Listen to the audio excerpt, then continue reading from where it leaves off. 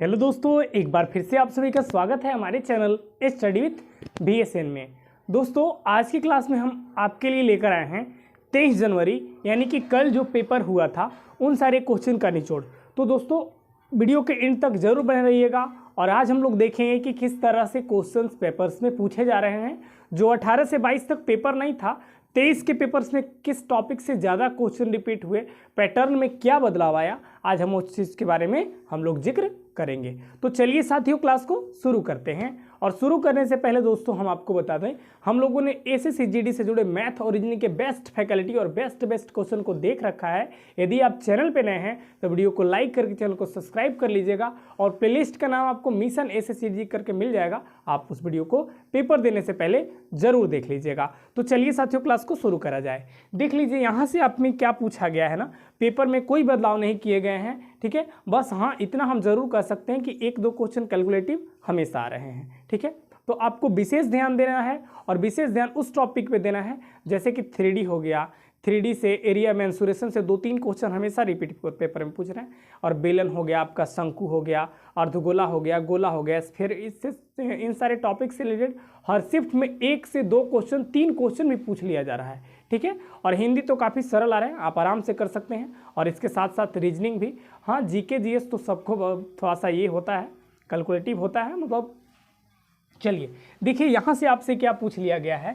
बोला है कि 3 संख्याओं का अनुपात 2:3:5 के अनुपात में है। तीनों संख्या का योग किसके बराबर दे रखा है? 80 के बराबर दे रखा है। तो संख्या का गुणनफल क्या है, आपसे ये चीज़ पूछ लिया गया है। तो चलिए दोस्तों देखते हैं क्या होगा ना, क्या इसका आंसर आएगा। देखिए आपको दिया गया है कि संख्या रेशियो में है और तीनों का योग मतलब तीनों का जोड़ का वैल्यू किसके बराबर, यानी कि 2 और 3 5, 5 और 5 10, यानी कि 10 का वैल्यू किसके बराबर दिया है? 10 का वैल्यू किसके बराबर? 80 के बराबर। तो 1 का वैल्यू हम कितना लेकर आ गए यहाँ से? 8 लेकर आ गए। कितना लेकर आ गए? 8 लेकर आ गए। और बारी बारी से वैल्यू को यदि हम लौटाते हैं तो पहले तो 8 गुना के 16 हो जाएगा, फिर 8 से 3 में गुना तो 8 3 क्या हो जाएगा? 24 हो जाएगा, फिर 8 से गुना 5 में 8 5 40 हो जाएगा। हमसे बोला है कि संख्या का गुणनफल क्या है, इसलिए हम गुना का निशान दिए। अगर सबको यदि आप ईमानदारी से मल्टीप्लाई करते हैं तो आपका वैल्यू इतना आ जाएगा, आप करके देख सकते हैं। ये आ जाएगा आपका 15360, ये आपका राइट आंसर हो जाएगा। तो हम यहाँ से निकाल कर बता सकते हैं कि जो संख्या का गुणनफल है वो कितना है? 15360, 15360 आया। तो ऐसे मैथ के पेपर्स में क्वेश्चन पूछे जा रहे हैं। क्वेश्चन कोई ज़्यादा कैलकुलेटिव नहीं है, हाँ 1-2 क्वेश्चन कैलकुलेटिव बनाए जा रहे हैं, ठीक है। बट उतना कैलकुलेटिव भी नहीं जितना कि आप पढ़े नहीं हैं। आप कर सकते हैं, आराम से कर सकते हैं, एकदम पूरे टैलेंट एंड एफर्ट के साथ कर सकते हैं, ठीक है। तो चलिए दोस्तों नेक्स्ट क्वेश्चन को देखते हैं। बोला है कि एक बेलन का, देखिए बेलन से रिलेटेड क्वेश्चन आ गया। बोला कि एक बेलन का कुल पृष्ठीय क्षेत्रफल क्या होगा जिसका व्यास 28 सेंटीमीटर तथा ऊंचाई 70 सेंटीमीटर के बराबर है। चलिए इसमें देखिए क्या है कि अगर मान लीजिए हमने आपको बता दिया है कि अगर आपको व्यास दिया गया है, अगर आपके पास व्यास दिया गया है, गिवन में व्यास है, तो आप उसका त्रिज्या रेडियस कैसे निकालेंगे? आपको कुछ नहीं करना है साथियों, आपको 2 से डिवाइड लगा देना है व्यास में, आपका रेडियस निकल कर आ जाता है। तो यहाँ से यदि हम रेडियस की बात करें तो 2 से डिवाइड यदि हम लगाएंगे व्यास मतलब 28 में, तो मेरा 14 आ जाएगा, यानी 14 सेंटीमीटर आर हो गया। और एच का वैल्यू किसके बराबर दे रखा है? एच का वैल्यू 70 के बराबर दे रखा है। और सबसे बड़ा जो इसमें फॉर्मूला होता है, रोल निभाता है, होता है फॉर्मूला। तो सभी लोग को पता होगा जो टोटल ये होता है क्षेत्रफल होता है बेलन का, वो होता है 2πr इंटू r प्लस में h होता है। यानी कि 2 पाई की जगह 22/7 रखना है आपको। 22/7 r माने क्या आया? r माने 14 निकल कर आ गया है। और फिर आगे है r प्लस एच, माने r के जोड़ दीजिए और h के जोड़ दीजिए। तो r इन दोनों को जोड़िएगा तो वैल्यू 84 के बराबर आएगा। ये हो जाएगा आपका 84। क्या हो जाएगा? 84। तो 84 नहीं, 84 यदि आ गया तो 84 यदि जब आपका आ जाता है, अब यहाँ पे आपको क्या करना है कि सिंपल आप कैलकुलेट कर लीजिए। यदि आप इसको अगर ऐसे काटिएगा तो ये कितने बार में? ये 2 टाइम्स में कटेगा। सबको आपको मल्टीप्लाई करना है। ये क्या हो जाएगा? ये हो जाएगा, क्या हो जाएगा? 44 गुना के 88, क्या हो जाएगा? 88। ये हो जाएगा 88। 88 गुना क्या करना है आपको? 84 करना है।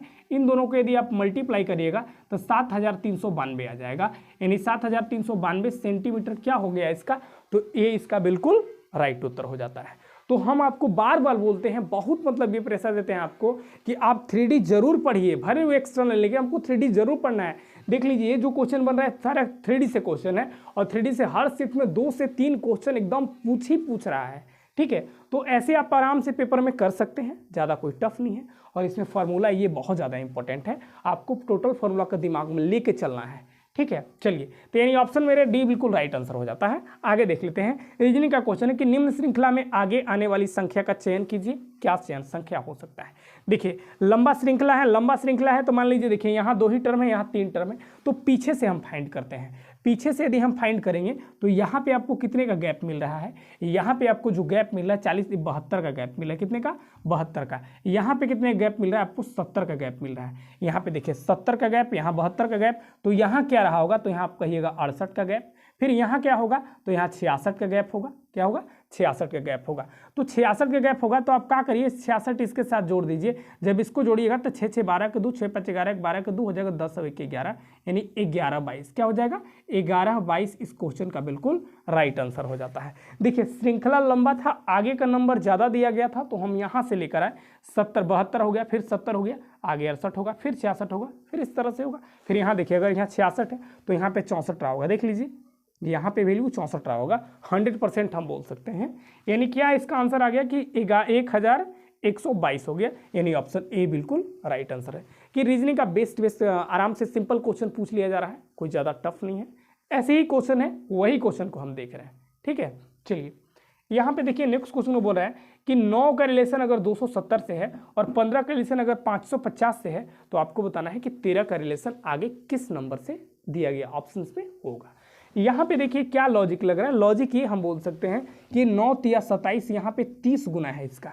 9 तिया 27, ये इसका 30 गुना है। अच्छा, ये भी कितना गुना है? ये इसका 30 गुना है, यहाँ भी ये इसका 30 गुना है। तो आगे जो भी नंबर हमको दिया गया है वो आगे 30 टाइम्स होगा, मतलब 30 गुना ही होगा 100%।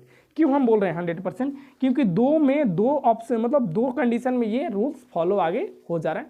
तो आगे जो थर्ड दिया गया है उसमें वही चीज़ लागू होगा जो पीछे यहाँ पे दिया गया है आपको।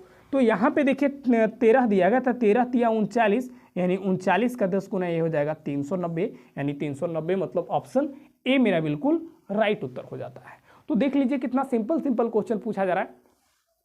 आप ये चीज़ को बहुत पहले से और अच्छे से पढ़ चुके हैं, पूरे टैलेंट एंड एफर्ट के साथ पढ़ चुके हैं, आप पेपर में आराम से कर लीजिएगा, क्यों ज़्यादा टफ नहीं है। चलिए, यहाँ हो गया। हम नेक्स्ट क्वेश्चन, लास्ट क्वेश्चन देखिए कि 2 वर्ष के लिए, और हाँ देखिए हर मतलब 2 वर्ष 3 वर्ष का ही डिफरेंस आपसे पूछा जा रहा है। डिफरेंस दिया, प्रिंसिपल दिया, रेट निकालना, ऐसे कुछ पूछा जा रहा है। तो आपको विशेष ध्यान रखना है CI और SI से रिलेटेड, ठीक है। हम लोगों ने पढ़ रखा है, बहुत अच्छे से पढ़ रखा है। आप हम बार बार बोल रहे हैं कि मिशन SSGD 2023 के नाम से प्लेलिस्ट मिल जाएगा। आप पेपर देने से पहले ज़रूर वीडियो को देख लीजिएगा, काफ़ी हेल्पफुल होगा। 100% हम आपसे दावा करेंगे। यहाँ पे देखिए बोला है कि 2 वर्ष के लिए इतना, मतलब प्रिंसिपल ये दे रखा है, धनराशि पर चक्रवृद्धि ब्याज और साधारण ब्याज का जो अंतर दे रखा है वो 230 रुपये है। तो वार्षिक ब्याज क्या है, वार्षिक दर क्या है, आपको ये चीज़ निकालना है। देखिए, वार्षिक दर निकालने के सबसे पहले तो फॉर्मूला होता है कि डी बराबर होता है P इंटू R² अपॉन 100 का स्क्वायर होता है 1 2 3 4, ये होता है। तो जो जैसे दिया गया आपको वैसे होता है। डी मैंने डिफरेंस कितने का, अंतर क्या दे रखा है 230, आप यहाँ लिख दीजिए 230। चलिए ठीक है भैया। अब चलिए यहाँ पे P फॉर फ्री क्या दे रखा है, ये दे रखा है 23000 दे रखा है, ठीक है। अब चलिए R², यही का R का तो वैल्यू चाहिए आपको, बटा में क्या हो जाएगा 100, 1 2 3 और 1 4। अब इसको इससे काटिएगा तो 3 0 से ये 3 0 कैंसिल हो जाता है, ठीक है। ये 23 से ये 23 कैंसिल होता है, बचा यहाँ 10, और 10 से ये 10 में गुना करेंगे 100 हो जाएगा, यानी R² का वैल्यू 100 के बराबर। तो R का वैल्यू किसके बराबर, R का वैल्यू यहाँ पे 10 के बराबर, यानी कि R मतलब क्या आ गया, R मतलब 10% आ गया। हम यहाँ से बता सकते हैं कि जो रेट है, जो वार्षिक दर है यहाँ पे, वो क्या है 10% है, मतलब ऑप्शन नंबर सी है, ठीक है। तो SI और CI के बीच अंतर वाले क्वेश्चन हर शिफ्ट में देखने के लिए मिल रहा है, और ज़्यादातर 2 वर्ष का पूछा जा रहा है। 3 वर्ष का भी आपको हमने बता दिया है, बहुत अच्छे से फॉर्मूला और ट्रिक के साथ बताया है। आप पेपर देने से पहले जरूर देख लीजिएगा। तो ऐसे ही क्वेश्चन दीदी के हर रोज़ पूछे जा रहे हैं, और जैसा कि जो क्वेश्चन पूछ लिया जाता है हम आपके सामने हर रोज़ नया लेकर आते हैं। तो दोस्तों, यदि आप चैनल पर नए हैं तो आपको वीडियो देखकर जरूर बताना है कि यह वीडियो का कंटेंट आपको कैसा प्रोवाइड कराया जा रहा है, क्या है, ठीक है। और साथ ही साथ यदि वीडियो अच्छा लगता है तो अपने दोस्तों के साथ जरूर शेयर करना है, और इसके साथ जो भी क्वेश्चन का डाउट हो, जो SSGD से रिलेटेड डाउट हो, आपको कमेंट बॉक्स में जरूर बताना है। तो चलते हैं दोस्तों, फिर मिलेंगे अगले वीडियो में एक नए कॉन्सेप्ट, एक नए अप्रोच के साथ। तब तक के लिए धन्यवाद और जय हिंद।